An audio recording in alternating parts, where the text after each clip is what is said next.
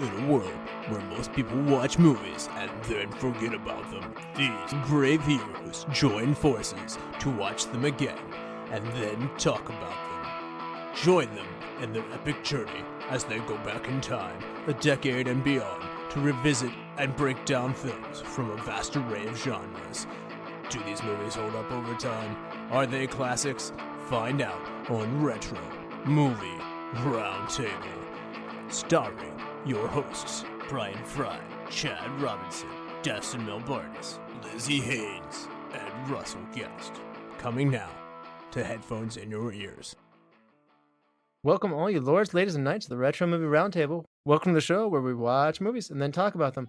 I'm your host, Russell Guest, and joining me today is my good friend and co-host from the Derby City of Louisville, Ms. Lizzy Haynes. How you doing? I'm doing great. Excited to talk about some movies, and it's Christmas time. It is Christmas time, and let's go to sunny San Diego, California here. Second time on the show. You've heard him on the Double Indemnity episode, and this is a returning guest here, Mr. Tim Withers. How you doing, Tim? Very good, thank you. Merry Christmas. Merry Christmas indeed. All right, I'm feeling the Christmas cheer. I've got my eggnog, my Yule log, my Christmas tree lights, my mistletoe hung nice and tight. So let's get on with this. It's the Christmas season here. What is a party or festive food holiday treat that you like the most, Tim? My favorite was something my granny made when I was a kid. It's potato and peanut butter candy. Oh, it sounds good. Ooh, my goodness. That sounds amazing. I hadn't heard of this. Lizzy, have you? No, but I really want to try. That sounds like a great combination of flavors. Tim, tell us more about that. I think it might be a southern thing. I'm from Kentucky, and I've seen it in Kentucky and Tennessee and stuff. It's basically you take, it's sort of like you make mashed potatoes, and instead of adding butter and salt, you add sugar, and it thickens it into kind of a dough, and you roll it out, and then you take peanut butter and roll it out, and put it out on top of the potatoes, and then you roll it up like into a pinwheel. This sounds good. Lizzy, you're from Kentucky. Maybe you need to keep this tradition alive. Yeah, delicious, delicious. Ooh, Stop. That sounds amazing. I'm in. You had me at peanut butter. Lizzy, holiday treat. What's your favorite Christmas treat? Mine's also a nostalgic treat. So my ninny, this is my dad's mom. So my grandma, when she was alive, she used to make us pound cake, and that was our obsession. And for anybody that maybe isn't from the South or doesn't, pound cake is literally called pound cake because you're using a literal pound of butter to make this cake. It is lemony and moist and amazing. And there's no icing on it or anything. It's just this like super ooey gooey rich cake. And about 10 years after she passed, I was able to get my hands on her recipe. And ever since, every single year, I make her pound cake. And I only make it that one time just because it's so decadent that you can only handle it once a year. But I look forward to it. You guys sound like you have some good treats. I am also going the nostalgic route. My grandfather made it before he passed it on down to my dad, and my dad would sit there with me as a little boy, and we'd make these cookies. They're called cookie canes, and you divide the dough into 3 colors: red, white, green, and you can actually braid them together, and then you can lay them down, and they make the form of a cane. And there's actually a little bit of peppermint extract in the dough too, so they have that holiday peppermint taste you would get from a candy cane, only in cookie form. So I love them. I love it. They're colorful and they're delicious. That's the best time about the holidays. I love everybody has such different traditions, but it's so much fun. I love learning about everybody's different. It's like one of the best part about Christmas is just having all those old traditions. It's great. Now, Tim, what's the last movie you saw? It's a really bad movie, and the name escapes me, but it's got a big cast. Roger Moore, kind of between James Bond movies. It starred Stephanie Powers. You might know her from Heart to Heart on TV. She's made some movies. She made a movie with John Wayne called McClintock. That's a great one. Anyway, I'm a big fan of hers. I love her work. She does a lot of conservation work around the world and Africa. And I watched something like Athens or something like that. It was not good, but I just wanted to see her in it. Would this be Escape to Athena? That's it. That's it. Yeah, I've not heard of this. I've seen Roger Moore and all of his James Bond efforts. I see Elliott Gould's in here as well. Yeah.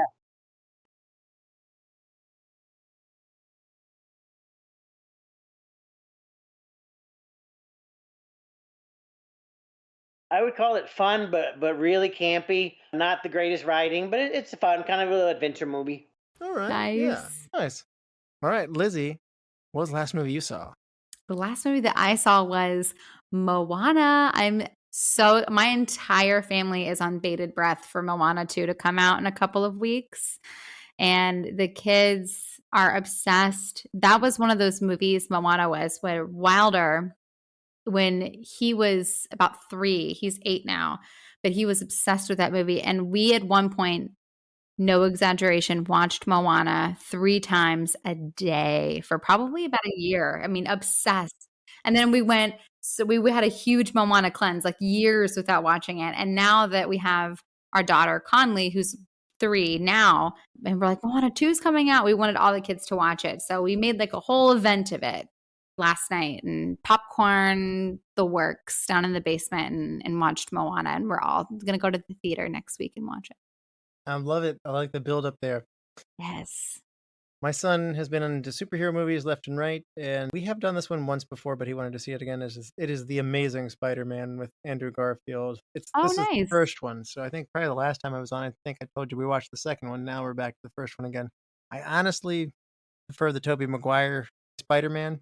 Agreed. But he has gone through those many, many times, and so he has been like, I want to see these other ones now. So these are the newest to him. So now those are Nice. kind of part of the rotation. Any superhero thing he can get his hand on, he's into. And right now he's kind of boycotting cartoon, like Moana 2, like you said, like that's hard to get him to go. Anytime I was like, hey, do you want to watch Raya and the Last Dragon? He's like, nope. So like he just really wants superheroes like crazy right. He'll have a resurgence, I imagine. We did try to show him Moana. Because it's a cartoon, and I did try. He's like, nah, no thanks. And I'm like, really? But I mean, live action things are working. So like Ghostbusters, Honey, I Shrunk the Kids, these kinds of things are still working. So like for whatever reason, he feels like cartoons are. He's only 5. I didn't expect this revolt against cartoons to happen. He'll still watch a ton of Bluey, but when it comes to a movie, he's got a double standard. He'll have a resurgence. Wilder went through the exact same thing when he was right around that age, where it wasn't even being too cool for cartoons. It was just he wanted some kind of different stimuli than what he was getting before. But he's found his way back. He's had a big resurgence with the tunes.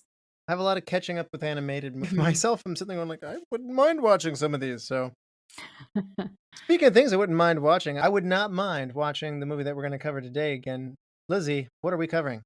We're doing 1945's Christmas in Connecticut. All right. We got Barbara Stanwyck and Dennis Morgan and Sidney Greenstreet starring in this movie. It comes out in 1945.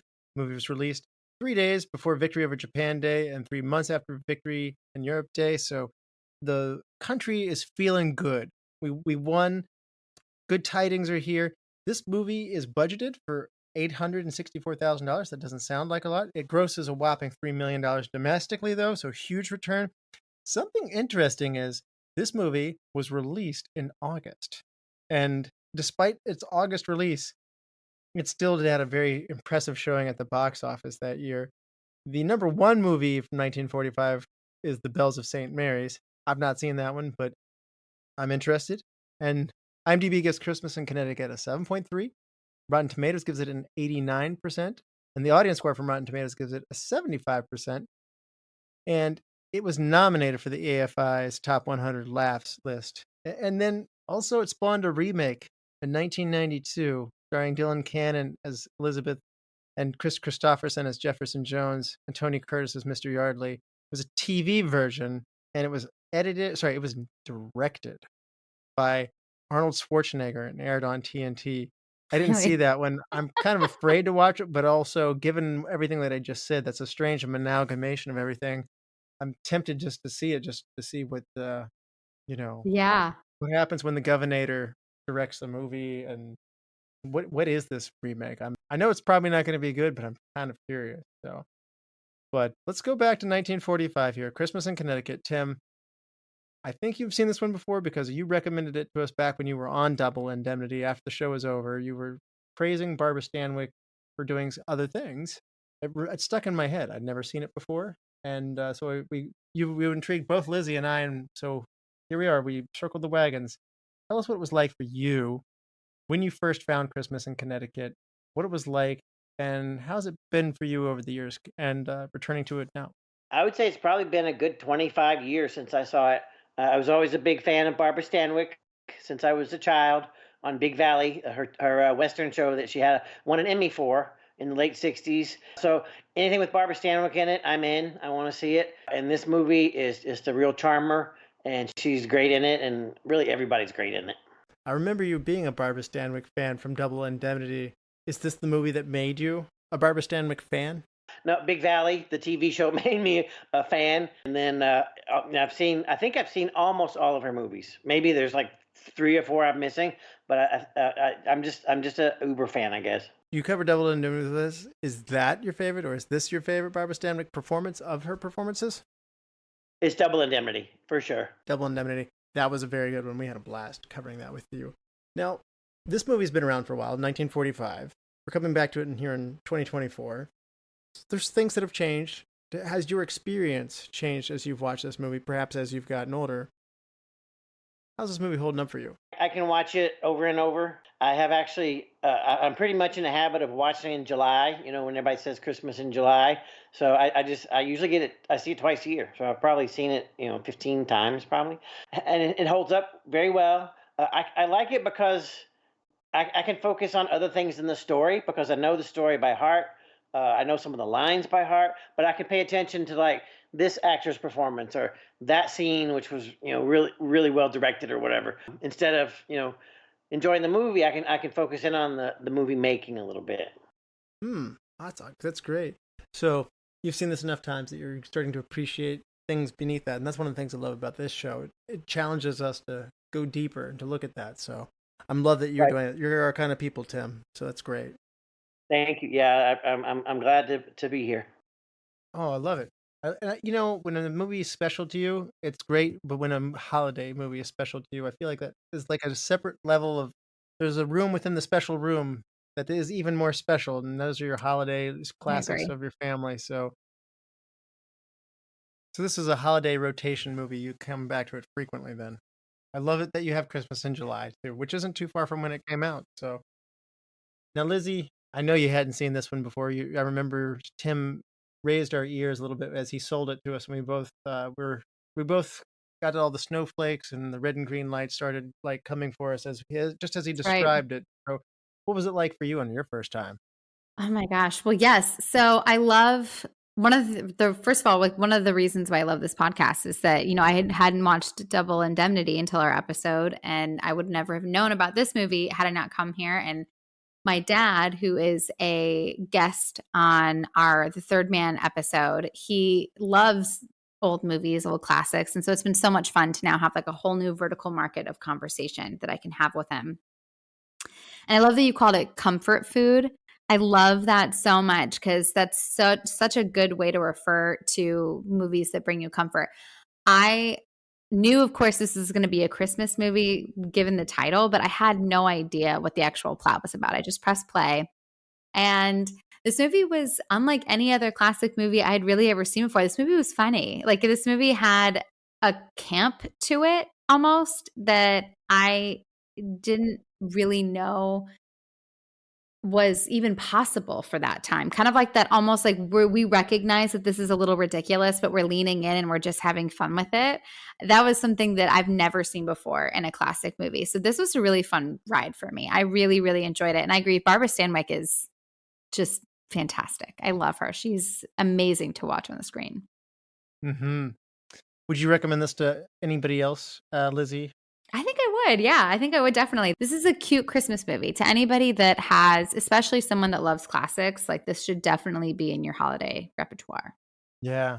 This is the first time for me. And I have to say, I wasn't sure what to expect. I was blown away by how funny it was. I was expecting a lot of good tidings. It doesn't lean as heavy into just, it's Christmas and we're here, we're going to sing a Christmas song. And like, it doesn't just lean on Christmas spirit. In fact, this movie works pretty well void of any Christmas spirit that it has. The Christmas spirit just makes it more special. I totally agree. I was kind of expecting White Christmas. Like this idea of like Christmas in Connecticut, like this just like sweet little, like the picture of the two people together. Like that's exactly what I was expecting. It's just like this very like, or like just some kind of like Meet Me in St. Louis, like some kind of like sweet, jovial movie. But this was like more of a romantic comedy.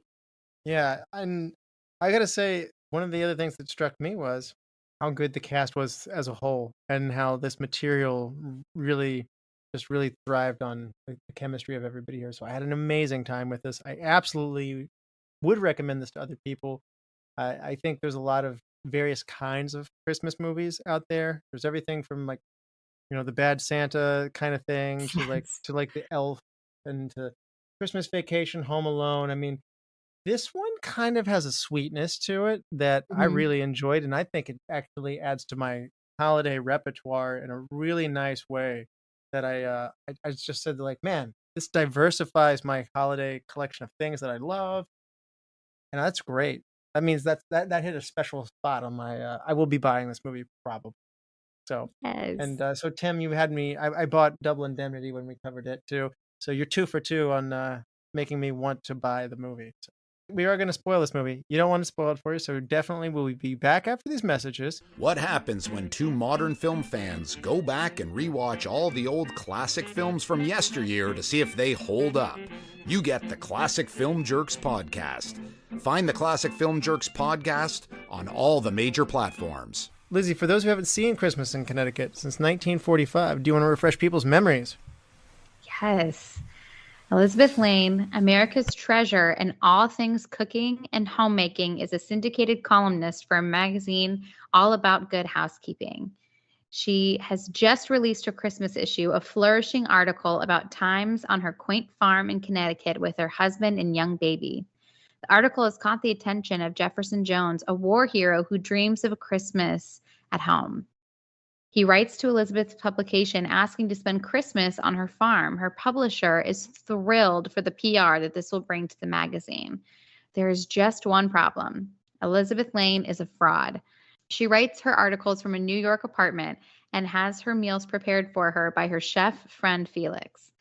Elizabeth, with the help of John Sloan, who just so happens to own a farm in Connecticut and is pining for Elizabeth, agrees to arrange a fast marriage and have them play the roles of husband and wife homemaker for Mr. Jones and her publisher, Mr. Yardley.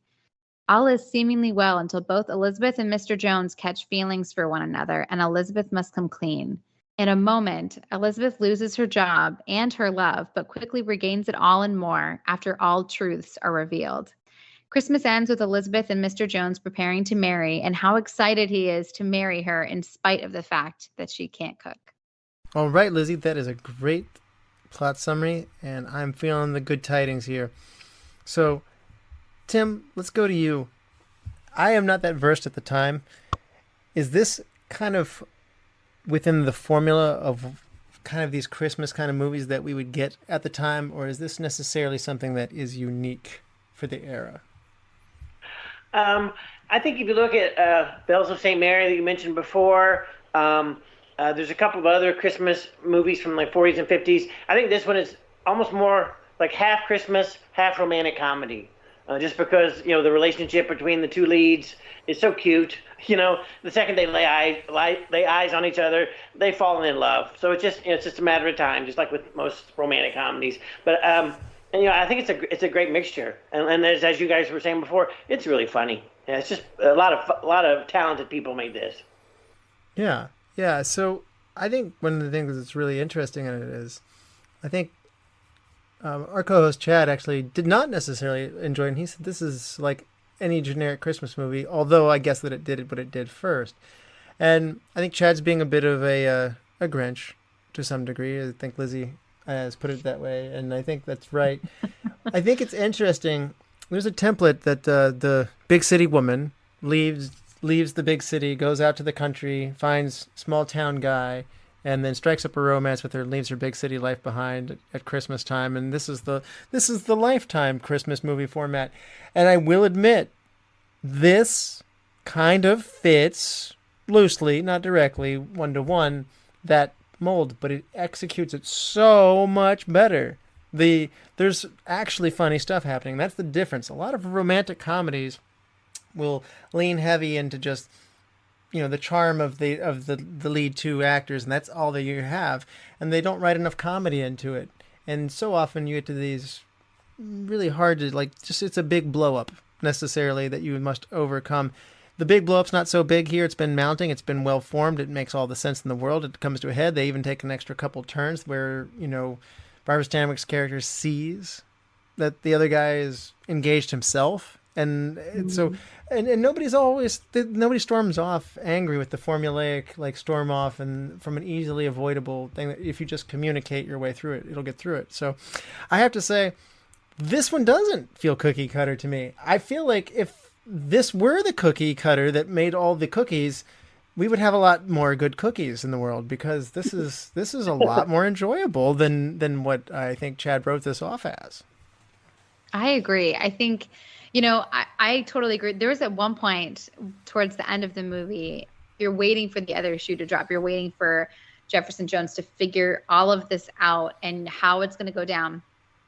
And I remember stopping the movie to look at how many minutes were left on it.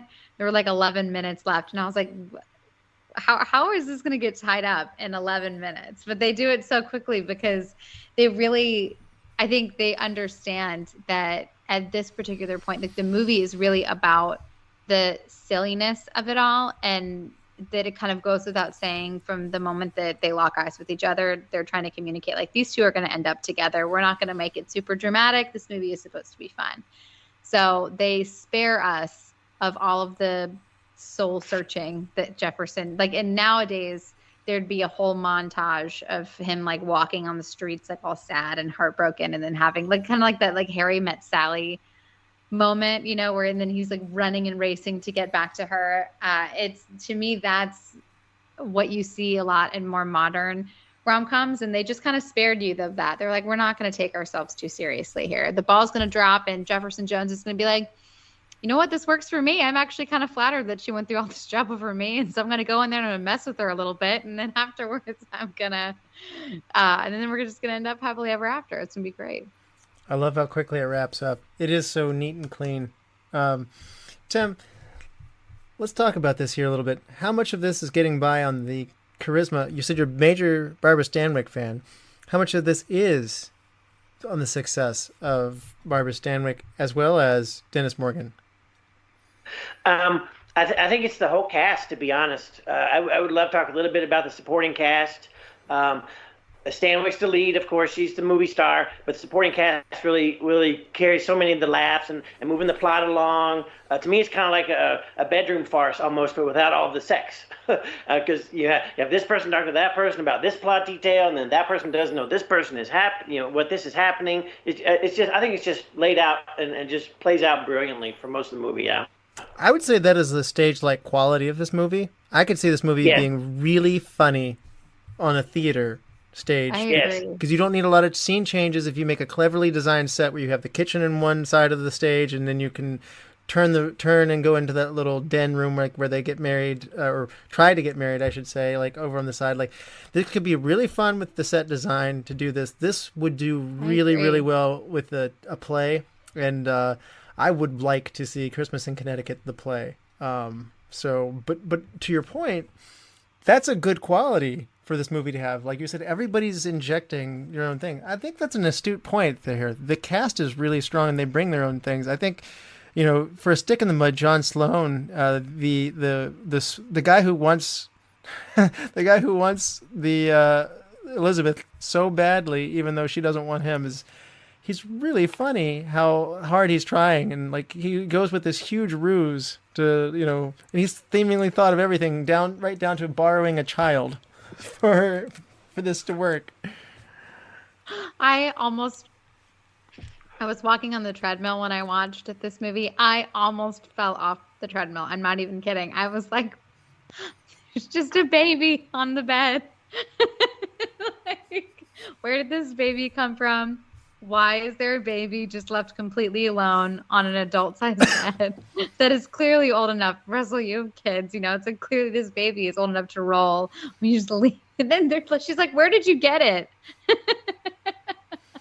But so funny. But, really, to be honest, during this time, if you look up photographs, they used to make cages that hung out of high-rise buildings and put the babies out there to get fresh air. Oh my Oh goodness. my gosh, it's ridiculous. In It's so the 30s and the 40s, yeah. Oh my goodness. Yeah. But oh my gosh, that made me laugh so much. She's like, "Oh my gosh, dear, I forgot about the baby." He's like, "No, I thought of everything. There's a baby in here." The other thing that I feel like is stage-like about this is Barbara Stanwyck isn't just straight up looking at the camera and breaking the fourth wall and talking to the audience, but she is kind of somewhat playing a little bit of like, it's like she keeps calling it and looks grossly uncomfortable, but nobody else around her necessarily gets what she's doing, even though it's so blatantly obvious. I think I liked, when we covered some Marx Brothers movies, I thought it was really funny that Groucho would say something preposterous or Harper would do something ridiculous, but the other people respond to them in a very logical, very serious manner. It was this, like, what reality am I in kind of thing. Well, this isn't Marx Brothers, but it is kind of fun. Like, at any point, somebody's logic brain just says, wait a minute, that baby's different. Or, no, you said that this is a boy, not a girl. Now it's a girl. Like, the jig is up, lady. And the movie's the movie's a 15-minute movie at that point. But I love, as you pointed out, Lizzy, it's ridiculous. And it's okay. And everybody's having fun. And if you start to pick apart any one of these things, none of them make sense. But that's why we're here. We're having fun. And I think those moments where Barbara Stanwyck almost looks like she has a smile on her face of like, oh no, I've never bathed it before. Like, and like, that doesn't sound like a mother talking. I'm like, no. the more ridiculously offbeat it is, the funnier it is. And like I said, Agreed. I didn't necessarily roll on the floor like gut laughing on this one, but I had a huge smile on my face because you didn't have to wait long before the reactions of the actors. Yes. Really Yeah, worked. I agree. I totally agree. And not big belly laughs, but definitely like, this is ridiculous, but in a great way, in a way that makes me really happy. I liked Uncle Felix. I mean, he was I recognized him from Casablanca, and I think that's funny. We have two Casablanca people in here because Sidney Greenstreet's in here as well. He's also the fat man from Maltese Falcon. So I hadn't seen Sidney Greenstreet not be serious before. So it was really fun to see him kind of hamming it up as well. And all of these characters, like I said, are interchanging and coming and going in a wonderful clip. Talk more about these side characters and what they're doing for you there, Tim. Like, what is it? What are some of the other things that just make you happy about this ensemble, I guess? Yeah, the two that you mentioned, Sidney Greenstreet, Maltese Falcon, Casablanca. I found out just looking at Wikipedia and doing some IMDb research, he didn't start acting until he was 61 years old, and then made something like 23 movies in 8 years before he had to retire. Wow. Well, I've seen 3 of them now, so I guess I've seen a decent chunk of his catalog. He's excellent. Exactly. He's really good. And then the Uncle Felix character is S.C. Sakall, and his nickname was Cuddles, and you can tell why when you see this movie, because he's just an adorable, lovable, funny old guy. So great. Yeah. Is he actually Austrian? I actually didn't look it up because like that accent that he's got is so good. Hungarian. Yeah, he's Hungarian. Okay, Hungarian. Yeah. And then the third supporting actor that I wanted to mention was Una O'Connor as the maid, Nora. I know her primarily from a couple of Universal horror movies. She was the screaming barkeep lady in The Invisible Man, and when was that? 33. And then she was also a screamer in The Bride of Frankenstein, 35. So it's great also to see her doing something in a pure comedy. I got to say, there's some stuff to this that made me, like I said, I think a stage would definitely work fine now, but this kind of wants to still be in the 40s. I don't think you'd necessarily reinvent it because this movie has a couple things that you don't do now. Everybody falls in love super fast. So like the nurse falls in love with her patient in a matter of minutes. And then the other thing is the conventional, you must get married before you share a bed together, kind of like the conventions. Mm-hmm. There's a lot of conventions with strong social mores, and some of it's the Hayes Code. It might not have actually been as uptight as what we're seeing here. You might not as, but on screen anyway, and how you need to present relationships, you must be married. And so there's this funny pressure of that. Without that time period, there's not this pressure of Elizabeth settling for John. There's not this sense of urgency, and I like that. I like that there's this whole, marriage is the stakes are really big for what that means back then. Nobody got divorced hardly back then, but at the same time, everybody's falling in love really fast so that they can go through the relationship motions here. And somehow that is something you can't replicate that dynamic quite as well if you transport this to a future time. I don't know if people watching this might not relate to it. I've seen enough old movies in covering the show and otherwise to know that people fall in love fast in old movies. I don't know if it's a hurdle for somebody to get around, but in this case, I don't think it's a hurdle. I think it helps establish rules for why these situations are funny as they are. Yeah, I agree 100%. Yeah.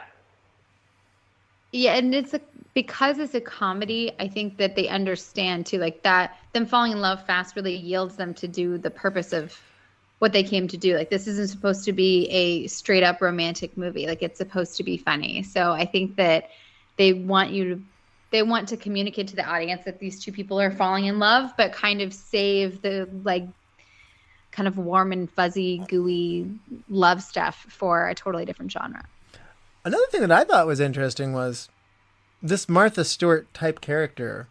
I thought Martha Stewart was the first necessarily, or maybe Julia Child was a cooking show person, but this concept goes farther back. I was reading that Elizabeth Lane is loosely based on the Family Circle magazine columnist Gladys Tabor, which is a real thing, who lived in a still meadow farm in Connecticut. So this isn't really going far away from a actual thing in the social zeitgeist of the time.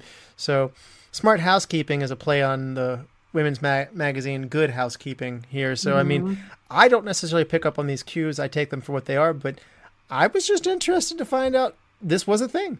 They, writing these things. And the more I thought about it watching this movie, the more I don't like the Food Network. Like when they showed like the country cook woman or the country woman cook or whatever. And like, it's like, my kids just came inside from cooking and I made them snacks, because the whole thing is just so baloney. I'd rather you just be like, hi, I'm Rachel Ray. I have a pleasant personality. I'm here to cook food for you. Like, I don't need to hear your whole diatribe of like, like my husband was having a bad day. He felt under the weather, so I made this soup for him. I don't even like reading it when I get like a recipe in an app. I have to scroll to get to this. Like, stop telling me this narrative. None of it's real. I don't buy it. Right. Well, now, I mean, it's even more so now. Like on TikTok, for example, like there's huge. Like a Ballerina Farms is one of them, that this like retired ballerina moved out into a farm on, I think in Utah, but I'm not 100%, maybe Montana somewhere. And her whole life is like her and her husband have all these kids, and it is really fun. Like, and Nara Smith is another one of them. And her videos, to your point, Russell, are really funny because they're very aspirational, where she'll be like, my kids, she has this very like soft, serene voice. She's like, I asked my kids what they wanted for breakfast, and they told me that they wanted Fruit Loops. So I went straight into the kitchen and started making my dough. I separated it into 3 different bowls so that I could create the different fruit flavors. And she's like making Fruit Loops from scratch. And the part whenever you read, and it is really interesting to watch. And I have an immense amount of respect for her, but what she's not saying is that my kids had to wait 4 hours before these Fruit Loops are ready, right? It's like my kids woke up. If your kids really woke up at 7 a.m. and like, mommy, we want Fruit Loops, like they're not getting their Fruit Loops until like at minimum 10. Like that's just, so they're definitely leaving that part of it out. But it is really fun and aspirational. And I do appreciate that there is a part of that like simple beauty that I think is always, always going to be in style. So, Tim, let's talk about this a little bit. We have all these fun characters getting into the setup. You mentioned there's some things though that you might look at a little bit differently upon viewing this. What are some of those things that you find are aging a little bit differently? Yeah, definitely. I noticed one thing this time I hadn't noticed before, and that's how forward the Elizabeth Lane character was in pursuing the love interest She flirted with him shamelessly through the whole movie, and I never really picked that up before. Even though she was supposed to be an engaged woman, as you were saying, the morals and the mores back then were different, and what she was doing was very unusual for 1945. I've read a couple things where that we're talking about how that's a feminist ideal, that she was so forward and looking out for herself, even though she was going through all these machinations to make a life for herself. Once she fell in love, she knew what she wanted and she went for it. And I thought that was really cool. I never noticed it that much before. That's very true. And like you said, he walked in the door and she's just like, I like you. And I think it was, I didn't necessarily see as much of it at the time, but I think as it went on, John started getting the kind of like, uh-oh, I see what's happening here and I don't like it. I need to seal the deal quick before I just really enjoy how desperately his character is for her to like him. I guess he kind of comes out of it okay, because he gets like his own article about home design and stuff like that in the end, and he seems relatively happy that he's had commercial success. But there was a little part of me that says I kind of feel a little bit bad for him because he's trying really hard. He's trying really hard. Yeah, you can tell. At one point, I thought maybe the direction of this is that they are going to end up in love with each other. But the second that I knew that was not going to be the plot of this movie is when they're sharing what I think might be their first kiss, and she like pulls away and she's like, darling, when you're kissing me, please don't talk about plumbing. And you can just tell like how, I think that was perhaps the writer's way of sharing like how she has what I think millennials or Gen Z would now call the ick for him a little bit. Like it's just kind of like that ick factor. Like you can't even explain it. You're a totally likable guy, but just something about you makes me wildly unattracted to you. I feel like I think that's kind of what she got for him. She was just kind of like, ugh, like you're on paper, everything's great. There's just something that's not connecting. And that's the vibe that I got when she was saying like, please don't talk about plumbing when we're going to kiss. Because after that, she seemed really excited up until that point. And then after that, everything felt very like logistical. Like any time that she was willing to go through with the marriage ceremony, it was kind of just more like robotic to get this done. And then of course, later when she actually meets Jefferson, it's like she's finding opportunities to stall because she just doesn't want to go through with it. He just doesn't have the romance. He's logical to a flaw. You know what? There is a butt for every seat. Somebody loves him out there, and he will. I know that in some kind of multi-universe where he's around, I'm sure he found his bride. The other thing I think about that character, in any other romantic comedy in any other decade, he probably would have been pictured as a buffoon and a villain. Yes. And you're exactly right, Russell. He was a nice guy. He was just in love. He was trying to do her favors, and he wasn't a bad guy. That is a very good point. That's another thing I like about this movie. He's funnier if you don't hate him because he is trying so hard. He's keeping up with these. Like he's holding his breath, and he's being an amazingly good soldier through all of this. So he's a gentleman through and through. Like he doesn't break that. Like he has every opportunity to be really mad at her, and he has also every opportunity to just like kind of throw her out. He has but he is truly a gentleman. He doesn't allow his frustration with her or his heartbreak, whatever you want to identify that as like he doesn't compromise his character at any point throughout the movie. I like that. You're so focused on the two. Until we're talking about it, I didn't really sit there and go like, man, I really like that character. And the other one is, Sidney Greenstreet's character is also one-dimensional. Like he wants what's good for his article, Alexander Yardley. But on the other hand, he's even when the jig is up, he still wants her because it's good for his paper. So like he has this dual standard. He's like, I care about the truth, and then it's malleable as long as it sells the papers, and that becomes that transformation is actually funny to watch. And I think that his character doesn't seem as palatable as John's does because he's starting to be like, it would be good for the paper, another baby. And so I thought that baby angle, baby, and when then the baby was in theory kidnapped, and how it looked like it was kidnapped just because the mom came to pick up the borrowed child there to stage. He thought it was a kidnapping, and I thought, like, I didn't see that coming. That is too good. And to watch him go extreme, because like that's his cash cow to him. He's so invested. He picks up the phone and calls the police. He's like, "This is Alexander Yardley," and like, there's been a kidnapping. I was like, this is going bigger than I anticipated this movie would go. And again, you have certain expectations for what a 1940 movie is going to do. I didn't think they'd go that goofy, and I'm really glad they did. Yeah, it was great. It was really, really fun. I love how, and I loved how also there's this kind of maybe like rivalry going on between Nora and Felix too. Like the two of them, like they want to stand. It's almost like this side thing going on, but she obviously feels very territorial of her kitchen and is like, they're fighting over like this Irish stew, and he pours an ungodly amount of paprika into it.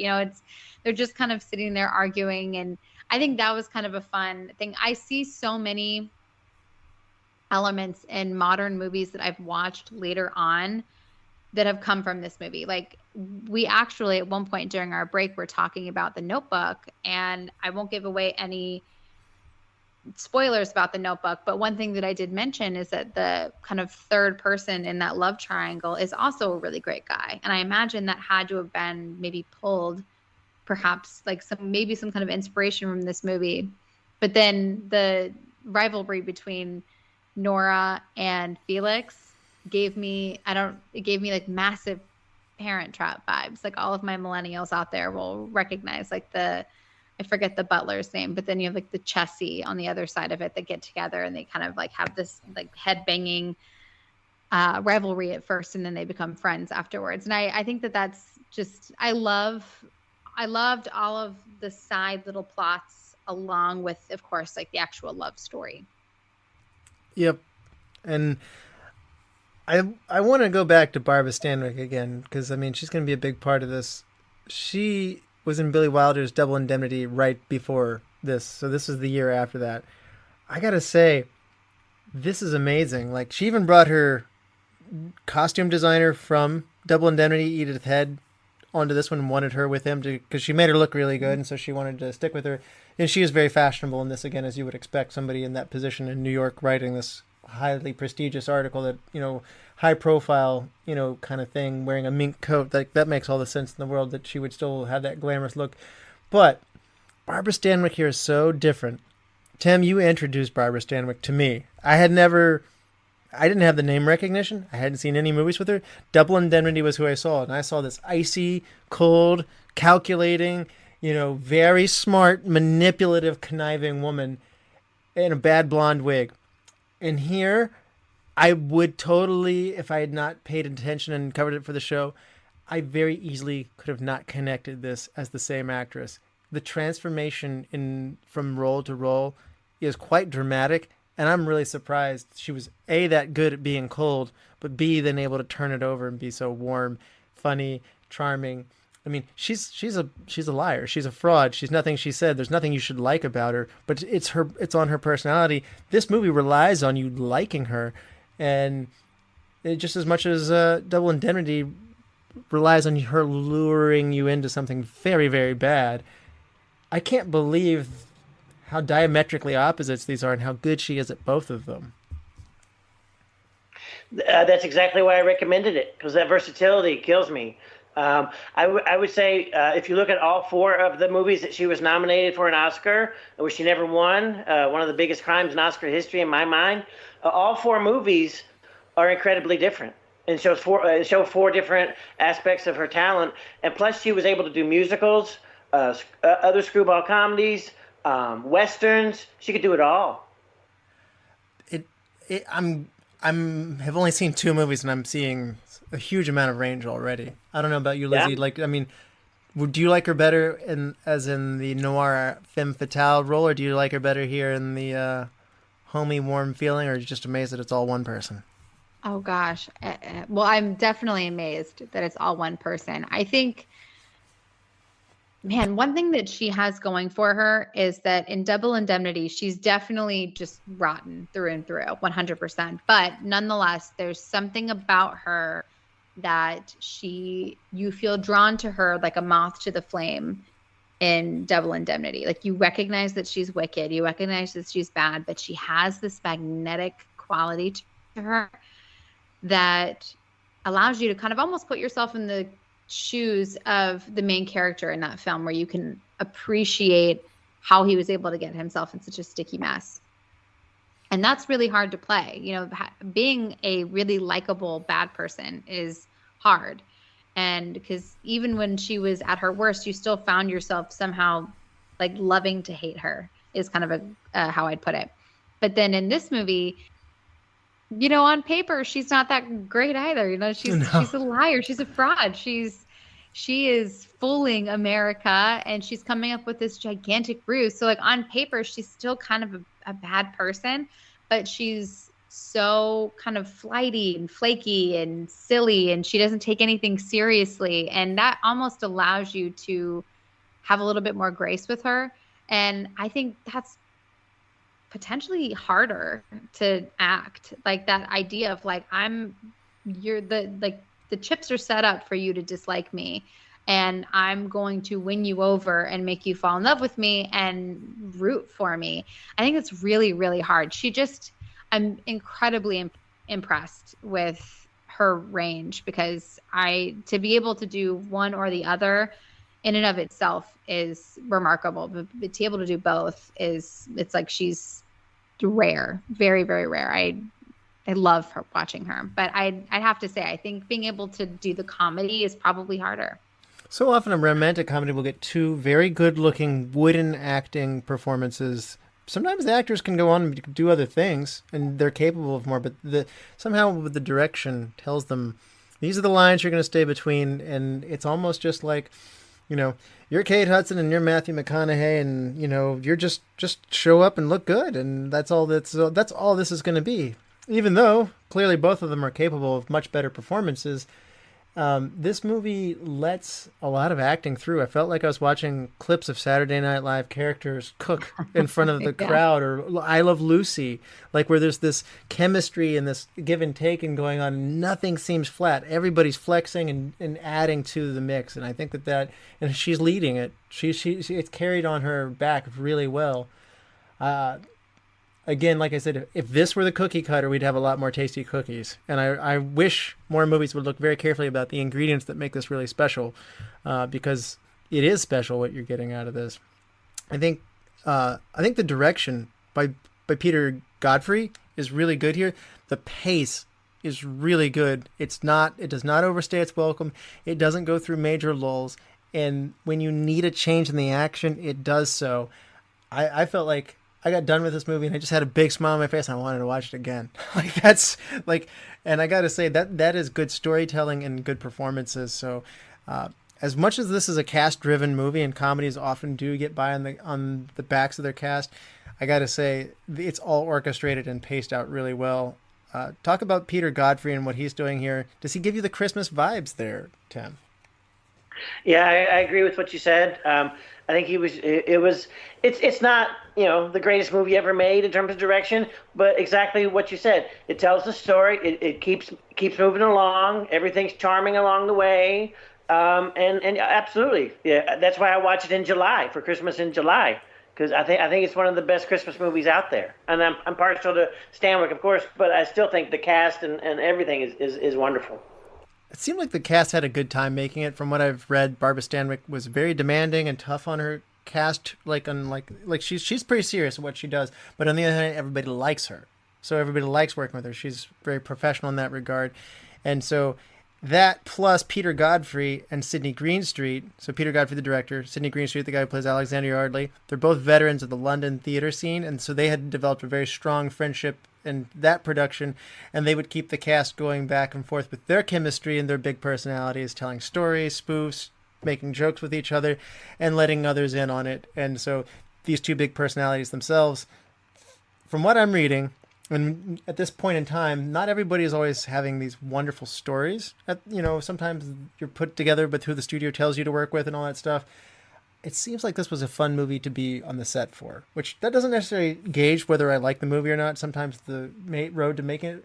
But on the other hand, when you see that joy come through, you kind of wonder if everybody's having a fun time, when the movie's about putting a big smile on your face, how helpful must that have been? Because that warm feeling that comes through with the movie, I got to wonder if some of that was spillover from a good vibe on the set.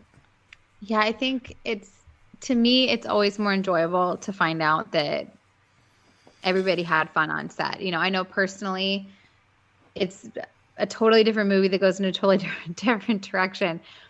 But every single time that I watch The Shining, I cannot watch it without thinking about poor Shelley Duvall and how many takes that she had to take and how Stanley Kubrick just was like a tyrant on set when it came to her. And I think about that constantly, and sometimes it breaks the fourth wall for me, and it's hard for me to really like actually watch the movie and soak it up.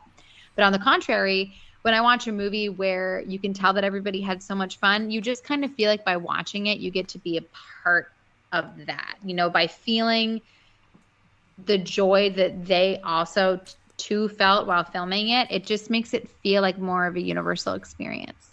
This is what I meant by it has a Saturday Night Live theater stage quality to it.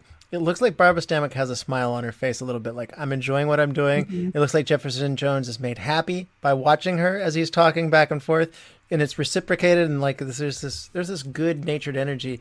I don't know, they're actors, they're very good at altering their emotions and who they are for us, the general public, but those good vibrations are certainly coming my way. We recently covered Whatever Happened to Baby Jane. It had so this was my introduction to Bette Davis. I read on here Bette Davis was considered for the role of Elizabeth in this one as the main role. We keep praising Barbara Stanwyck. Obviously, Bette Davis is an awesome actress. I'm not that versed with her whole catalog yet. I hope to learn more about her because she was amazing in that other movie. But again, unless it's one of those like night and day versatility things, I cannot picture this not going to Barbara Stanwyck. I can't picture Bette Davis doing this. Tim, you might be a little more versed with this era and these actresses. Could Bette Davis have pulled this off? Yeah. She actually made a Christmas movie around the same time. And I'm looking up the name right now. I'm very sorry. I should know that on the top of my head. But yeah, she could have pulled it off. Let me find that while you're talking. I'll give you the name, okay? That's all right. Yeah. So Bette Davis turns it down. Like she had this and she turned it down. And she's got a lot of good offers, but they end up getting Stanwyck in this one. Stanwyck at the time, coming off of Double Indemnity, is the highest paid actress in the field at this point. So not much of a settling for second place on this one. Yeah, she definitely, she's definitely top billed, but it's worth it because I think the end product that you're getting, you're so right. She has this kind of Mona Lisa smirk on her face throughout the whole movie. And I don't know, there's just something about her. She's so charming. And I'm sure Bette Davis would have done a great job. I'm sure there are a lot of different actors that would have been able to do it, but she really has this X factor that is, where she's just not like a goody two-shoe, I guess is the best way to put it. Like she isn't like this very, at least in the roles that I've seen her, she just appears to me like she can bring a little bit of an edge to the role that she's playing, which is really rare for, I probably for that time. And I think that she just does such a great job. I really, really love her. When it came to time to recasting in our superlatives, she was like the one person that I was like, has to stay. Well, when she gets that baby put in her hand and she looks so uncomfortable. She plays uncomfortable. I don't want this baby in my hand so well.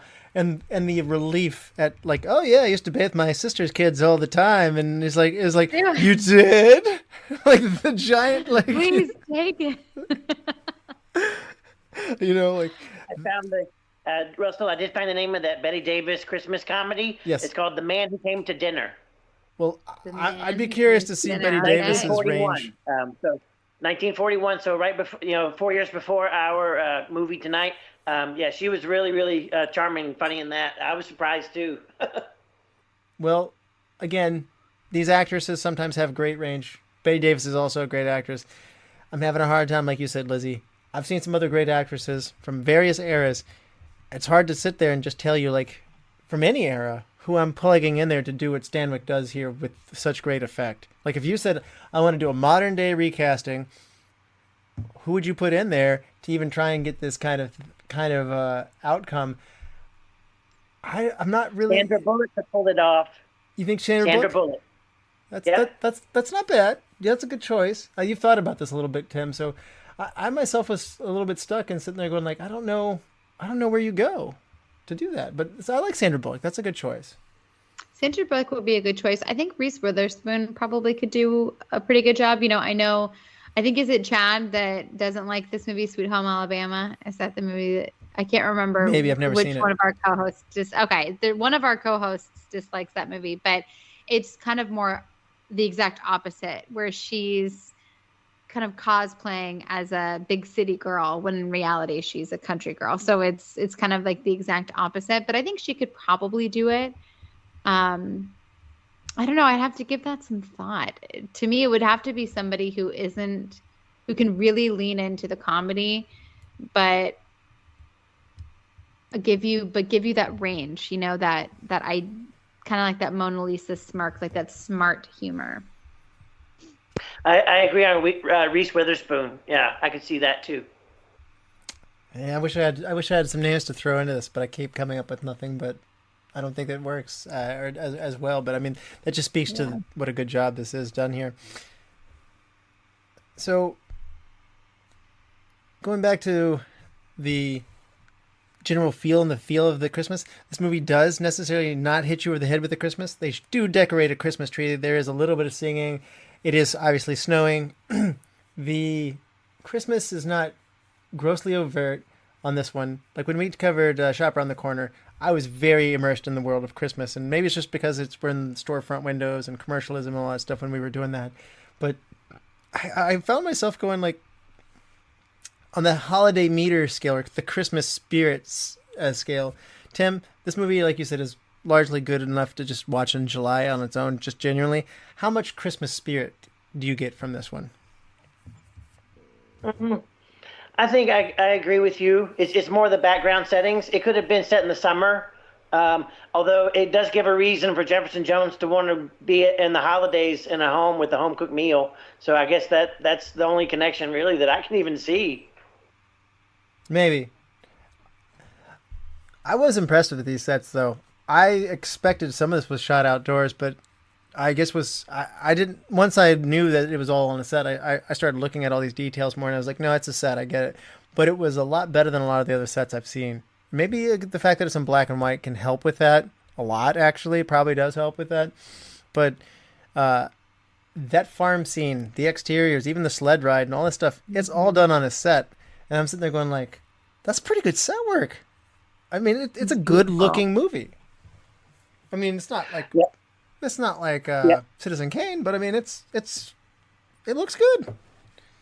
Yeah, I agree. That's one of the points that I came to when I was watching it again. The set inside the farmhouse. Yeah, I would love to live in that house. I thought that was a beautiful design. The huge fireplace, the huge windows, the huge Christmas tree. It's like, who wouldn't want to live in that house? I mean, not everybody's taste, but I almost felt like the interior of that house was like a character in the movie because of all the moving back and forth and the beautiful design. I thought it was cool. Chad's not here to shame me because I am an architect, and one of the things that I did laugh at was how annoyed everybody else was, but how excited the architect guy was to talk about all the parts of his house that he had carefully thought of. And he's like, do you know the pipe work in here?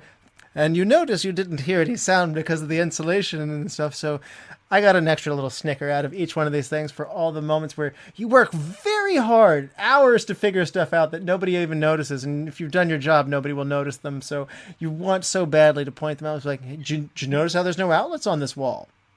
No? Well, there aren't any, and it's not easy to do. So that explains why you're so attached to John Sloan. Maybe. Yeah. Yeah, that's right. To me, he's always been an afterthought, but you've really opened my eyes a little bit.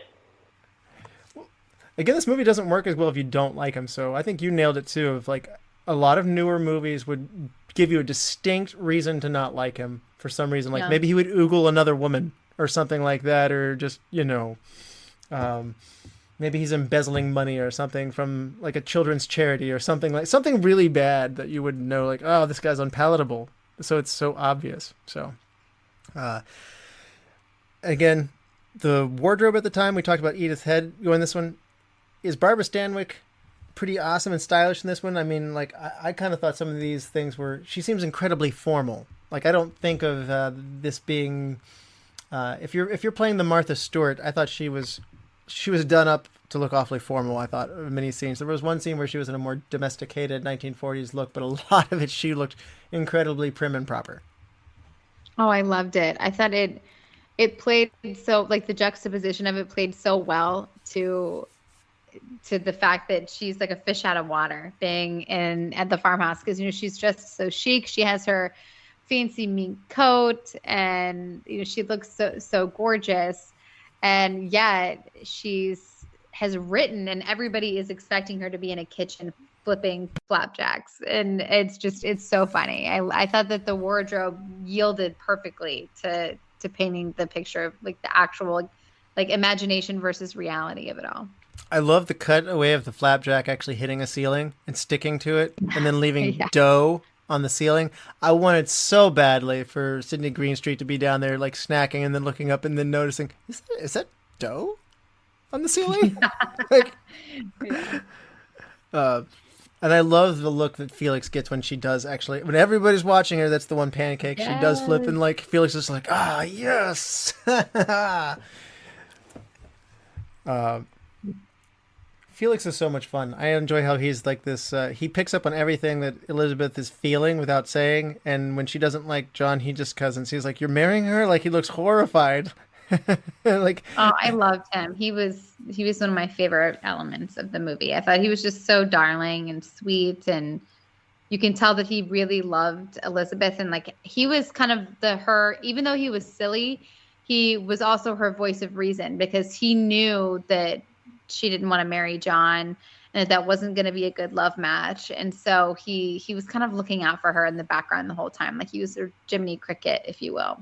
I get the gist that, you know, they mentioned that she had done him a favor to get him going on his restaurant and stuff like that. But I mean, there was a very fatherly kind of, like, looking out for her, to your point of, like, you know, even just simple things of, like, nobody needs a mink coat except for a mink.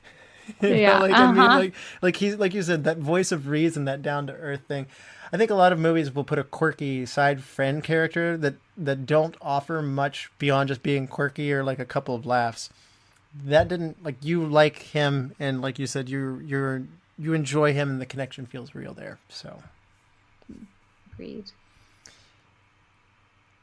Tim, what are the moments in this that give you the mushy feels? Like, did you like the romance side of it? So we've talked about this movie being very effective from a comedy and the romantic comedy. Does this movie work for you on the passion and romance scale? Yeah, I would say so. I think Barbara Stanwyck and Dennis Morgan have pretty good chemistry together. I have seen Dennis Morgan in a few other things, and this is one of my favorite movies of his. He's mostly was a song and dance man, made a ton of money for Warner Brothers and other studios making musicals, and it's really nice. He does a song here. I've been humming it all week. He's got a nice tenor voice. He's playing the piano. She's looking at him. She's falling in love. You know, while decorating this huge, beautiful Christmas tree. You know, what is not to like about that? He does sing very well in the moment where he does get to sing, and I definitely enjoyed the pointing out of, like, Alexander Yardley points over to John. He's like, "That boy does sing very well," and he's like, "Yes," like in a very threatened way. Yeah, you know, he was actually, I'm not as familiar. So he was originally would have been played by John Alexander. Is this a substitution that we would be okay with, Tim? Honestly, I don't know who John Alexander is. That's all right. And I thought I knew everybody in Hollywood of this era, so I'd have to look him up and figure out what else he's been in. So I'm very happy with Dennis Morgan, honestly. He is good. Yeah. I The got other thing I found out looking into it, he was originally cast as Rick Blaine in Casablanca, which went to Humphrey Bogart. Can you imagine him playing Rick? I can't see wow. him being as cold and uncaring as, I mean, that's what Bogart's whole thing is. Like, I mean, he's so perfect for Rick. So, yeah, No, I can't see that either. But I do like him Yeah. here. I do like him here. Oh yeah, yeah. He's. I think he's great in this movie. For what it's worth, I can't see Bogart doing this role. So, you know, I think the food thing that he's doing in the opening scene might have been a little too one-dimensional. We're supposed to like him a lot, and he is supposed to be a little bit Weasley himself. And I like how he's trying to get a better meal out of the deal. I think it's kind of funny when it blows up in his face and he ends up getting sick off of it. You have to do all that he lands there, but like you said, I want maybe some other little twist of why he would be so into her. He's so driven for food.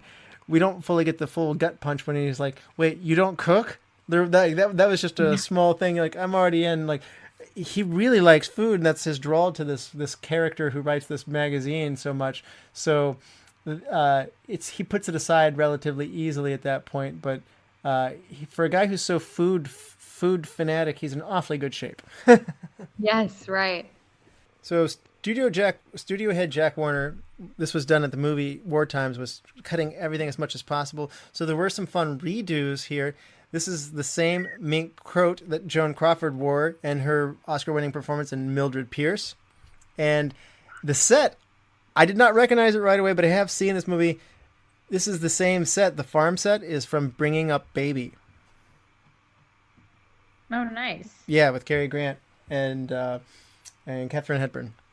Oh, I didn't know that. That's another excellent screwball comedy. I've got to watch that again now. Yeah, it's not set at winter time, so I mean, I think there's some redressing that it could be done, but you're right. Sure. I'll check it out. Yeah, that's great. And there's not a large cat running around the house here, which, with all the other craziness going around here, I don't see why not add a large cat to it. That's another really fun movie I hope we cover someday. Oh yeah, I love that one too. So, I found myself wanting the wish that I wished tonight was the song that you had just mentioned that you had in your head there, right, Tim? Yes. I actually felt like the movie's not really over long. Maybe in the beginning, maybe in the end, maybe just at the ball. I wanted a little more infusion of music to give me some of those Christmas vibes, more caroling, etc. So, I think the atmosphere was all there. And they didn't necessarily have a plot that was driven to it. I think the music is the one place that I was looking for. Maybe you could give me a little more Christmas cheer through music. Yeah, I can see that. Yeah, for sure. Carolers coming to the door, that would have been great. Yeah. Yeah, and then just how it all wraps up at the end. I think the old everybody's gathering around the piano and singing as the credits start rolling kind of might be a. Movies don't seem to do that back then. Like, they give you their credits so at the beginning, so like they end and that's it. I always imagine being in the theaters would be a very abrupt difference from now. Everybody sticks around to see what's in the post credits, and they stick through a very long list of names, listening to some probably very catchy music at the end. But back then, they already showed you all the names in the credits, and there's fewer people who make the movie. I always find it funny when they wrap up, like Lizzy said, there's only 11 minutes left in this movie, and when it's over, it's over. Over. They take up every last second. All right. What do you guys say that we hand out some superlatives? Yes, let's do it. Yep, sounds good. Tim, who is the MVP of Christmas in Connecticut? I have a feeling I know where you're going with this. Yeah, you know who it is. It's Uncle Felix. He steals every scene, and he's in almost every scene. All right. Is that? Did you think I was going to say Barbara Stanwyck? I did think you were going to say Barbara Stanwyck. Yeah. Yes. No, I love that guy. Cuddle Sakall. All right. Cuddles is so sweet. Lizzy, where are you going for your MVP? I put Barbara Stanwyck for this one. I felt like the movie really was held up on her back, and I just think she did such a great job. Mm-hmm. Yeah, I'm gonna go with Barbara Stanwyck as well. I mean, I think that as I mentioned, this is everybody's doing what they're doing really well, top to bottom. But I think this movie runs on her shoulders, so she's awesome. Best supporting. This one is tougher because everybody in this is really enjoyable. Tim, I guess you went with Sakall before, so are you going in a different direction here? For me, it's a tie between him and Sidney Greenstreet. I think they were both. Maybe if I had to give it an edge, Sidney Greenstreet, because he's so out of character for almost every other movie he made. But for me, it's a tie. I like it. I like that a lot. Lizzy, who's your best supporting? This is where I went with Cuddles the Call. With Felix. I love even just like the little anecdote of him trying to figure out what catastrophe means, and then like throughout the rest of the movie, he's like, "Oh, catastrophe." I just think he is delightful. I really loved whenever he had a big moment on screen. I was happy. I agree. And I am gonna go with the Sydney Greenstreet side of this, though. I'm also gonna flip the other side of it, so it'll be a total tie. Tim won 2 of them, and I'll make it a tie. Greenstreet, to me, like you said, I had this very stern, serious actor picked out. It was really fun to see him hamming it up here. He plays a more stern, serious character, but he too seems like, underneath what he's doing, he seems like he's having a good time, and his playing dumb for all the stuff that's happening is really funny. Like watching the whole remarriage sequence in a row was funny. You know, being in the kitchen, sneaking down for a snack, and watching all this madness start to unfold. From the moment he gets in the door, nothing adds up, and I really like that he's this very powerful man, but is just not quite putting it all together. It's very enjoyable. The Hidden Gem, Tim. For me, it's the judge who came to do the marriage over and over again. Character actor named Dick Elliott. He's been in a ton of great movies, and for me, anything he shows up in, I instantly start smiling because I'm just really a fan of his. Dick Elliott is his name. I love that he had to get out the window. That was funny. It's just like, oh, shortcut. And like, again, this is that, like, nobody does this for real, but like, everybody's going along with it. Lizzy. So this is a little random, but when John Sloan and Elizabeth arrive via carriage to the farmhouse, John tips the carriage driver. It's like, that'll be $1. So he gives him 2 quarters or 50 cents or however that's configured. He's like, he gives him $1 in change and then gives him a very small coin. He's like, and that little bit's for you. And it's a small little tip. And then later on, not so far after into the movie, when Jefferson Jones arrives, he has a rocking chair delivered. And for the delivery man is also like, that will be $1. And he hands over a $1 bill to the delivery man. And then for a tip, hands him an additional $1 bill. And the delivery man is like, oh my gosh, thank you so much. That's so wonderful. And I had to imagine that was super intentional, because even though John, for all intents and purposes, is a nice guy, I think in some way, shape, or form, they wanted to show like kind of this just difference in generosity. John is very affluent, successful architect, and Jefferson Jones is a war hero. But being in the Navy, you're not gonna come home with bags and bags of cash. Yet he still was a better tipper. So I thought that was kind of an interesting little anecdote. It's a good point. I actually could tell by how it was shot that was a bad tip. It was almost like Kevin in like Home Alone 2, like with the gum, like where like the camera like focuses on it. And, my 1945 currency translation didn't work. I'm sitting there going like, I don't know, is that good? I mean, you can buy a lot of things for a nickel at that point in time. But on the other hand, you're right. How they shot it, superseded understanding what, with inflation. Thank you for shooting it that way. It did seem very small in that guy's big hand. So, yes. Yeah. My Hidden Gem's got to go to the set design. I mentioned this before. I think they also do a great job of one of the details that I thought was hospital, very stark. That makes sense. They don't really go over, but fairly blank. I'm very aware I'm in a set at that point. Her apartment, though, is not particularly full of personality and characteristic. And so when you do go to the farm, there's this moment for the viewer. You've kind of been put into some pretty blank spaces. When you go to the farm, though, it's not. There's this richness. There's that stone in the fireplace, and all this stuff seems really nicely done. And I think you both have talked about how charming this is. Well, that is excellent set design. A lot of the time, stuff will look really flat, and I'm very aware that I'm looking at like a box that has been just, glued on. And somehow how it was shot and how it went put together does a good part of giving you that good atmosphere. So it's a reused set, but it's a good set. Nice. Right. Recast. If you had to recast somebody and put somebody else in their place, Tim, with your great qualifications for the era, who are you recasting? At the risk of insulting you, my host, I'm going to have to recast one of your favorite characters, the architect John Sloan. The name that comes to mind is Zachary Scott. Are you familiar with him? No, what we would know Zachary Scott from. Tell us.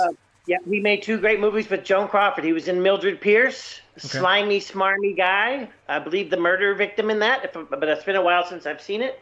And then he was also in Flamingo Road, another like film noir potboiler that Joan Crawford made right before her career went in the toilet. But anyway, Zachary Scott was a great actor. He was smarmy. He could do charming. He was handsome. And he was good at light comedy as well as darker movies. So Zachary Scott would be my recast. Well, I like the sound of that. I've heard of both of these movies that you're referring to, so I like where you're going with this one. I nearly recast him myself, but Lizzy, before I go there, who's your recast? My recast was for him too. I went with Vincent Price. We watched him in Leave Her to Heaven in somewhat of a similar role, kind of this person that pined for someone, and it was kind of a little like unrequited love, and he's not necessarily a bad guy, but not necessarily a good guy. He's just kind of mid-range. And I also think that John kind of gave off big Vincent Price vibes for me. Certainly his IMDb picture definitely has the Vincent Price famous mustache. So that was the main reason why it made me feel like he would be a good fit for that. Yeah, I can see it. I can see that. I have nothing wrong with Dennis Morgan, but we watched Shop Around the Corner. I got all the holiday cheer, and he's such a good actor. You want to put him in every movie. What if Jimmy Stewart or Jefferson Jones? No. I actually kind of thought about that for like a split second of putting him in some role, because any classic movie I feel like he needs to be in it somehow. He's done a couple of pretty good Christmas movies. Also, didn't mention It's a Wonderful Life, obviously, to go with that too. So yes, of course. Tim, is this heresy? Yeah, no, Jimmy Stewart is tied with Humphrey Bogart for my favorite actor. So I would love to have seen Jimmy Stewart and Barbara Stanwyck together. Would you want to see Would you want to see Bogey in this then? I said you wouldn't, but would you? Actually, Bogey's done some light comedies too. He did one where he played a gangster who was fighting Nazis. I'll have to look up the name and email you that. But he could have pulled it off too. I feel, yeah. Okay, all right. Well then, best shot. You said it's not a cinematic feast. They did a lot of still shots because you're constrained by a set. But what is your cinematic moment, Tim? It is at the beginning of the movie where everything is just unfolding during the exposition. It's the shot where we first see Elizabeth Lane. It starts out the window. You realize, okay, she's in New York. It doesn't look like a very nice part of New York because people are hanging their laundry outside. You slowly move in. You see the heater, so it's it's winter, and she's having trouble with her heat. And then you hear her talking about her beautiful farm in Connecticut and the beautiful home that she has, the beautiful kitchen that she has, and you realize something's not right. That shot, I think, that the small little tracking shot of exposition is really, really good. All right, Lizzy, how about you? What's your best shot? My best shot is when Jefferson Jones is playing piano and he's singing his sweet little song, and everybody's taking the time to just appreciate it. And they do a zoom in on Barbara Stanwyck's face as she's hanging ornaments, and you can tell just the character acting on her face as you watch her, what is first kind of just enjoying the moment, and then later you can see it on her face that now she's conflicted. Like she's now having to figure out, I'm finding myself attracted to this person, but I've gotten myself into this weird web of lies, so I can't actually pursue him without blowing my cover. And you can just kind of see all of that turning on her face. And I love that close up while she's being able to do it. Yeah, I got that whole, I want that guy. I want that guy, and I don't know how I'm going to get him, but I'm going to figure it out. And Lizzy, compare that close-up to the close-up in Double Indemnity during the murder, where you don't see the murder, you see her face reacting to the murder, and there's no reaction because it's exactly what she wanted to happen. It's that yeah. She's brilliant. She's so good. I love it. Exactly. Yeah, I love her. You know, this is a mushy one, but this is, if I think of this movie, I'm going to be thinking of the sleigh ride. It's a 1 point kind of perspective. The back's kind of blurred, so the focus is in the foreground, and it's our two main love interest stars looking at each other, and they're really happy. And if you say like snapshot postage stamp, like what do you put on the back of the box of the movie? Yeah, I don't think you couldn't skip that. That's the love moment, and that gets my best shot. Yeah, that's a great shot too. I noticed that. Yeah. Best scene. I actually had a hard time picking this one. What about you, Tim? My favorite is toward the end of the movie. Barbara Stanwyck's little monologue where she's just over it, and she says, "I'm tired that this happened. I'm tired of that happened. I'm tired of you telling me what to do. I'm just tired." And that's paraphrasing, and I just love that moment because she's just had it, and she's out of there, and she's on with her life, whatever is next. It's a good one. Lizzy, how about you? What's your best scene? Mine is also towards the end of the movie. At this point, like the truth has totally been revealed, and our nurse fiance has also revealed her truth that she has not come to fulfill a marriage with Jefferson Jones, that she has come to, what she thinks is break his heart by confessing that she's married his shipmate. And everybody is so excited now that they're going to be able to get together. And I feel like, I don't know how you all interpreted this, but I feel like Jefferson Jones was like, oh my gosh, I'm so excited. Like, I can be with her now. Like, we can be a couple now. But you know what? I'm going to go in there and like, instead of just like embracing her and telling her the truth, and I'm going to have some fun with her. And he just kind of goes in there and messes with her a little bit. And she's messed with him a lot too, though. He has. Like it feels kind of earned to go in there and kind of put her in a corner to have to tell him to, because she has told everybody but him the truth. He's only found out the truth from Felix, so he really wants to hear it from her. And I love that whole scene. And then of course it ends so well with him confessing, and then like the cherry on top is that she's married, so I'm a free man. And she's like, you are not a free man. And then they go and like have like a cute little kiss. And I thought that whole scene was great. Sidney Greenstreet's on the other side of the door going like, I don't hear them anymore. Yeah. Yeah, exactly. It's going to work out for his article, for his newspaper. It's going to be fine. I like that a lot as well. My best scene is much earlier in the movie, when we first get to the farmhouse. I got a flip that everything was kind of unfolding in a fairly linear fashion. I did not know we were going to get such a changing scene, changing hand, changing funny things. And when you first get to that farm scene, like you said, the judge is there. He's getting shuffled off to the room to the side. Jefferson arrives earlier than they expected. I mean, all the characters are coming together. And also, it's also funny to see how many things John has anticipated and how well these things are going, like you said, and then all of a sudden there's a baby, and it's this is happening quickly, and it's at a pace that I went back and watched that little piece of it again, and I was like, wow, like this is where the movie went from like, all right, I'm on board, okay, let's see where this is going, okay, and I was like, okay, this is really good, yeah. Like, and this was my energy change when you first get to that, and that's again cleverly placed as a director in here, and then that makes the moment when you get to that little magical Christmas world of Connecticut a nice little moment there. So it's all the reason why the movie kicks it in gear right at the right time. Best wardrobe or makeup moment, Tim? My favorite is Edith Head, of course. During the Christmas dance scene, she had on this long black skirt and like a white top, and then I think it's called a bolero jacket that was sparkly, and I just thought she looked exquisite. And I love her already, and that's one of my favorite costumes she's ever worn. That's a good one. Lizzy, how about you? Right when Elizabeth and John arrive at the farmhouse, she takes off her big mink coat, and she's wearing this like wrap blouse, and there's all these really beautiful hooped embellishments all down, kind of diagonally going down her blouse. And and he even makes a comment. That's kind of when he John is drawing attention to how fancy she is dressed compared to the character that is Elizabeth Lane, or caricature, I should say.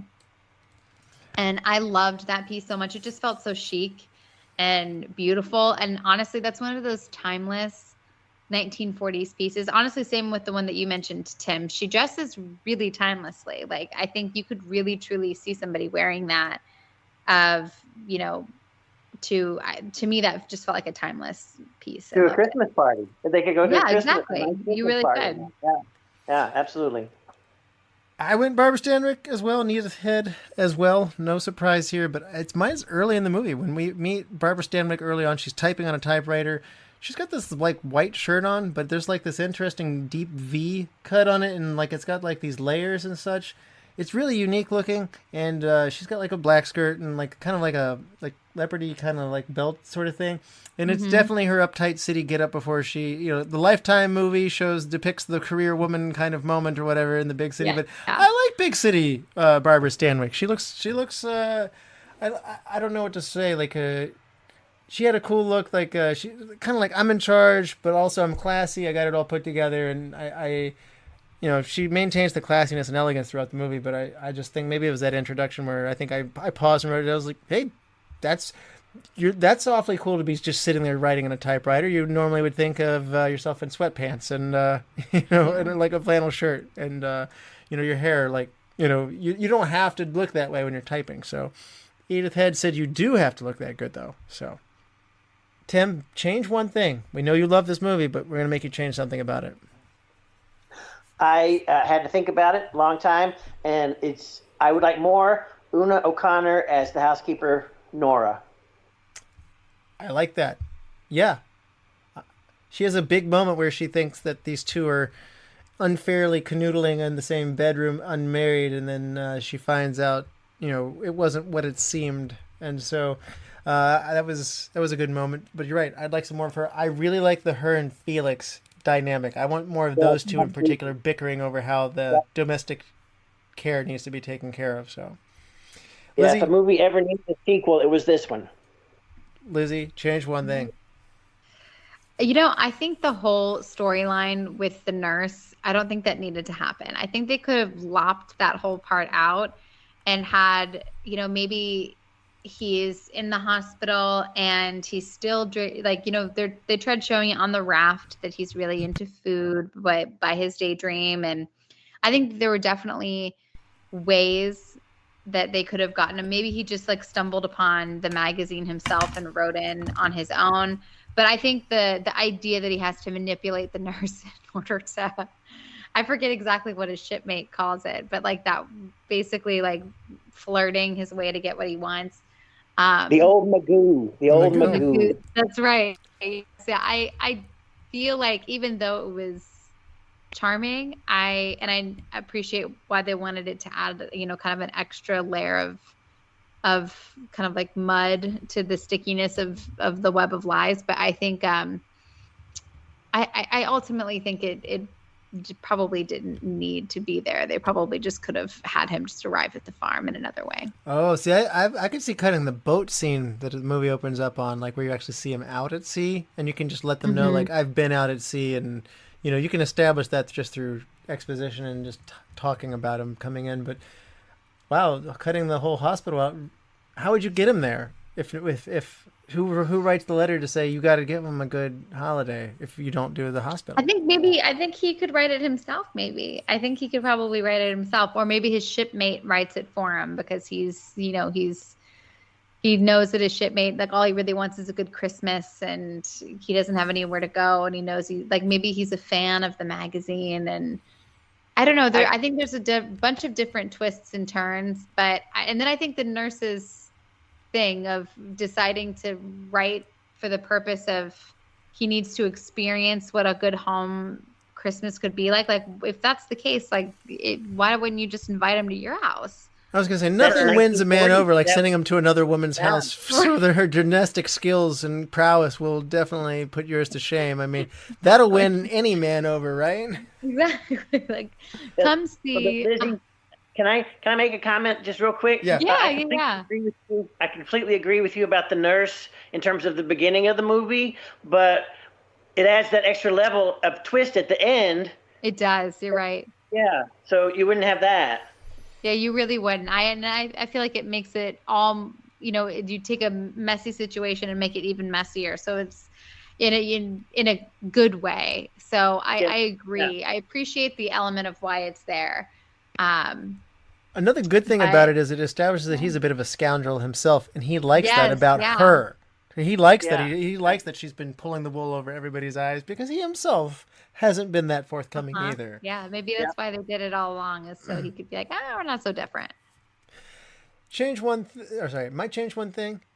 My change one thing is going to be, I want something good for Nora O'Connor. Like, not just more of her in there. I want something at the end, like maybe Sidney Greenstreet's character, Alexander Yardley, is trying to woo her back and says, I'll get you a mink coat. See, I have it right here, or something like that. And she doesn't need it in the end. And he just says, well, somebody's got to have this mink coat. And like, maybe Nora O'Connor's character, Una O'Connor's character gets this really nice mink coat, or I just want something really unusually nice to fall in her lap and to expand the Christmas cheer across the house. Like I said, I want all these side characters to have something awesome happen to them. That would be perfect. Absolutely perfect. Best quote, Tim. Uncle Felix, my MVP, everything is hunky-dunky. Oh, that's great. All right, Lizzy, best quote. Between a conversation with Elizabeth and Felix about the mink coat. And she goes, all my life, I promised myself a mink coat. You know, Felix, it's very important to keep promises, especially to yourself. Nobody needs a mink coat except for a mink. Yeah. Do you have to have a promise that's so expensive? Or he says like something like that. I think Tim landed on mine as well. I'm tired of this, I'm tired of that, and quite frankly, I'm tired. I like that one too. All right, and we've come full circle. Tim, on a 5-star scale, half-star intervals, what are you going to rate Christmas in Connecticut? I'm going to say it's 4.5 out of 5. It's not. I said it's nothing earth-shattering. Just some fun times with some fun people, and I'm really pleased. I showed it to my best friend. He thought he gave it 3 C's: charming, classy, and cute. I love that. I'm glad he enjoyed it too. All right, Lizzy, how about you? 5-star scale. I'm going to do 4.5 as well. I really liked this movie. I thought this movie was, I appreciate that the charming, classy, and cute. I think very well said. I see myself watching this movie again. I really think this movie was just very well done. And I'm really happy that you recommended it and gave us an opportunity to watch it. Otherwise, I probably never would have. So I'm really glad that this is now in my holiday repertoire. Yeah, I'm also going to follow suit with the 4.5, and I know for a fact I'm going to have a hard time twisting people's arms to watch this movie, but I'm going to try and do the thing where I'm like, no, really, you should watch Laura, or no, you should really watch The Third Man, or no, you should really watch Christmas in Connecticut. Yes. Like, and people are like, that's black and white, I don't want to watch that. And I'm like, no, trust me, you should see it, and I'll go to bat for it, and I hope I have the good outcome that you do, Tim, because it is worth seeing, and it is in my Christmas rotation. My number one movie at Christmas time will probably always be Muppet Christmas Carol, but I still really enjoyed this, and I love adding this. It's like I said, it's a void I didn't know I had in my holiday cheer catalog. Russell, we were walking through our neighborhood, the kids and I were, with Aaron, and I was like, okay, now that houses are having all of their Christmas decorations up, I was like, Wilder, guess what time it is? And we have watched Muppet Christmas Carol. He's seen that movie till he's blue in the face, and all I had to do was go, with a thankful heart and an endless joy. And I started singing it, and he goes, oh my gosh. He's like, no. I feel like I have to give him a break. Otherwise it's gonna be one of those movies that he just has so much spite for. So I need to let it breathe so he can appreciate it. Oh, I love it. We covered it. We covered it once before, and I really enjoyed covering this one though as well. Thank you so much, Tim. This has been a blast. Lizzy, do you want to help us pick a movie for next time? Yes, but I'm nervous because one thing that you guys might not know about me is that I am terrified of space. This is just like a fun fact or not so fun fact, but I'm absolutely terrified of space. And there's a space element in all of our movies for next week. So on bated breath, here we go. Option number 1, Capricorn 1 from 1977. When the first manned flight to Mars is deemed unsafe and scrubbed on the launch pad, anxious authorities must scramble to save face and retain their funding. So an unthinkable plot is created to fake the mission. Option number 2, Apollo 13 from 1995. NASA must devise a strategy to return Apollo 13 to Earth safely after a spacecraft undergoes a massive internal damage, putting the lives of 3 astronauts on board in jeopardy. Option number 3, A Trip to the Moon from 1902. Professor Barbin Fouilles, I hope I pronounced that correctly, and 5 of his colleagues from the Academy of Astronomy traveled to the moon aboard a rocket propelled by a giant cannon. Once on the lunar surface, the bold explorers face the many perils hidden in the caves of the mysterious planet. Oh, I'm tempted to take a trip to the moon with 1902 and just to set a record for how far back we can go. But, you know, I'm getting this, like, fly me to the moon kind of vibe from the description you read on Capricorn 1, and I'm intrigued here. So let's go back to the 70s with Capricorn 1. Okay, we're going to go for it. Let's do it. All right. Tim, thank you so much. You've been a delight to come on here. You are educating us, sharing all these wonderful things, and we love it so much. So thank you so much. We really enjoyed having you on here. Well, thank you. I had a great time. Merry Christmas. Merry Christmas, everybody. Christmas. Thank you, all the lords, ladies, and knights of the Retro Movie Roundtable. We invite you to reach out to us. We want to hear from you. So subscribe, rate, and review us on Apple Podcasts, Spotify, Google Podcasts, Pandora, wherever you get your podcast. Subscribe to our YouTube channel. Give us a like on Facebook, on Instagram, and Twitter at @movie_retro, and emails at retromovieroundtable@yahoo.com. And producing and providing this podcast is fun, but not free, so we invite you to support the show at our Patreon page at www.patreon.com/retromovieroundtable. All contributions are much appreciated. We'll go towards making the show better for you, the listeners. And as always, thank you for listening. Be good to each other and watch more movies. Lizzy? Remember, George, no man is a failure who has friends. Aww.